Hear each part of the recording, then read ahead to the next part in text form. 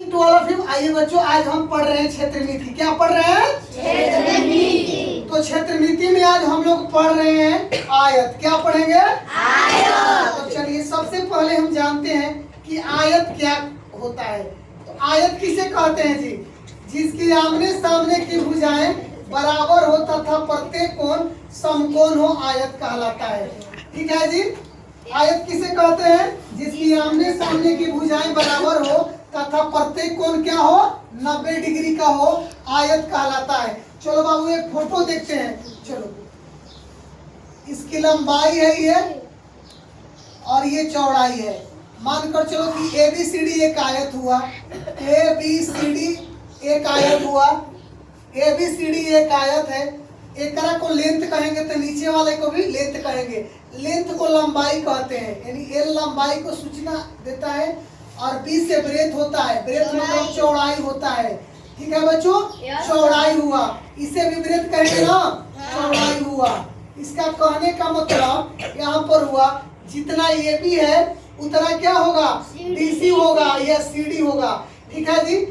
तो ये इसका आमने के सामने के भुजा ये हुआ और इसका आमने सामने का भुजा ये हुआ। तो देखो AB बराबर है किसका, CD का या BC का। तो आप कह सकते हो ये लंबाई हुआ। चौड़ाई हमारे पास AD दिया हुआ है और चौड़ाई BC भी दिया हुआ है। तो कह सकते हैं कि आयत में दो लंबाई होगा। कितने लंबाई होगा? दो। चौड़ाई कितने होंगे? दो।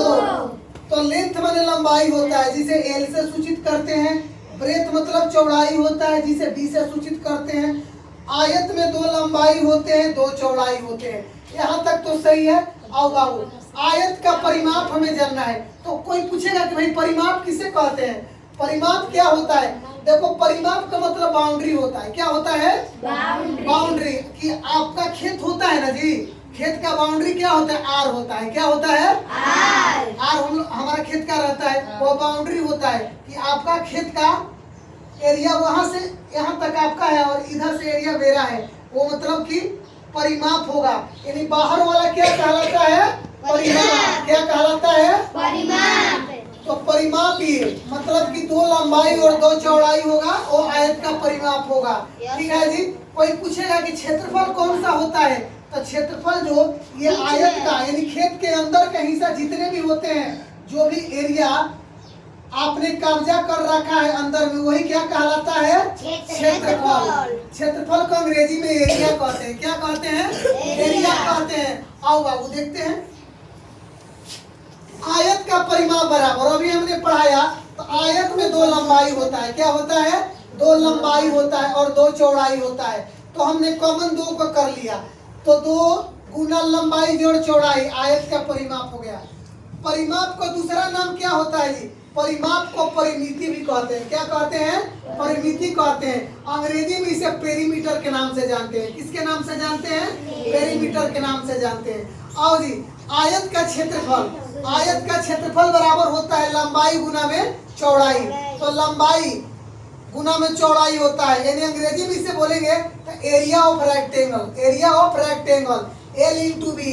चलो जी, जब भी क्षेत्रफल आएगा उसके मात्रक के साथ में वर्ग इकाई में आएगा। यानी कि सेंटीमीटर रहेगा तो सेंटीमीटर स्क्वायर या वर्ग सेंटीमीटर, मीटर रहेगा तो मीटर स्क्वायर या वर्ग मीटर, किलोमीटर रहेगा तो किलोमीटर स्क्वायर या वर्ग किलोमीटर हम लिख देंगे।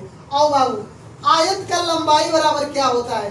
जब लंबाई ज्ञात करना होता है तो उसमें क्षेत्रफल और चौड़ाई दिया होगा। क्या दिया रहेगा? क्षेत्रफल और चौड़ाई दिया रहेगा। तो आयत का लंबाई बराबर यानी length of rectangle equal to यानी बराबर में क्षेत्रफल बटा चौड़ाई हो जाएगा। ठीक है भाई। आयत का चौड़ाई बराबर तो क्षेत्रफल बटा लंबाई यानी ब्रेथ ऑफ रेक्टेंगल एरिया बटा लेंथ होता है। ठीक है जी। आयत का विकर्ण हमें पढ़ना है। क्या पढ़ना है? आयत का विकर्ण। आयत का विकर्ण बराबर क्या होगा? देखो ये विकर्ण हुआ अपना, ये विकर्ण हुआ, ये आयत हुआ। मान के चलो हमने एक आयत बना दिया, आयत बना दिया और इसके बीच से ये भुजा गई है। ठीक है जी। ये विकर्ण होगा। क्या होगा? विकर्ण। विकर्ण को अंग्रेजी में डायगोनल कहते हैं। एक विकर्ण ऐसे भी खींच सकते हैं, दोनों विकर्ण एक दूसरे को समान दूरी पर प्रतिच्छेद करते हैं, मतलब जितना यहाँ पर दूरी होगा उतना यहाँ पर होगा। ठीक है जी। तो आयत का विकर्ण बराबर diagonal of rectangle under root लंबाई स्क्वायर जोड़ चौड़ाई स्क्वायर, यानी under root L square plus B square हमने लिख लिया। ठीक है, आइए यहाँ तक तो सभी का हो गया। अब आगे क्या करेंगे, टाइप 1 पढ़ेंगे। पहले परिमाप के बारे में एक्सरसाइज करेंगे। परिमाप जैसे ही ज्ञात हो जाएगा हम लोग क्षेत्रफल के बारे में पढ़ेंगे। क्षेत्रफल के बारे में जैसे ही पढ़ लेंगे तो यदि लंबाई ज्ञात करना रहेगा तो लंबाई ज्ञात करेंगे, चौड़ाई ज्ञात करना रहेगा चौड़ाई ज्ञात करेंगे। इसके बाद में हम क्या ज्ञात करेंगे जी, विकर्ण ज्ञात करेंगे। ठीक है जी। फिर कुछ ऐसे प्रश्न होते हैं जिनको ऑब्जेक्टिव कराया जाता है, तो किस तरह ट्रिक के माध्यम से ज्ञात कराया जाएगा, उन सारी चीजों को देखेंगे। ठीक है, चलो एक्सरसाइज करते हैं।